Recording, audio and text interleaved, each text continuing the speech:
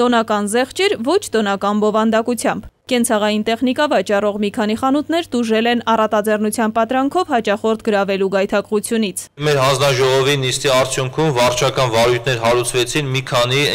խանութների նկատմամբ։ Ընդհանուր առմամբ այս տարի տնտեսական մրցակցության պաշտպանության հանձնաժողովը ուսումնասիրել է բենզինի, դիզվառելիքի, պարարտանյութերի, կաթնամթերքի, երշիկի, կապի, տրանսպորտի, հեռահաղորդակցության, դեղորայքի եւ այլ շուկաներ։ Ամենաաղմկահարույցը թերևս պետգնումների ոլորտի բացահայտումներն են։ 2 տասնյակ բուժհաստատություններ ու տնտեսվարողներ հակամրցակցային համաձայնությունների համար հրապարակային պատասխանատվության ենթարկվեցին։ Մանկատներում ուսումնասիրությունների արդյունքում 26 տնտեսվարողներ առավելագույն չափով պատժվեցին։ Հանձնաժողովի կողմից տնտեսվարողներին տուգանքներ նշանակելը բնականաբար ինքնանպատակ չէ։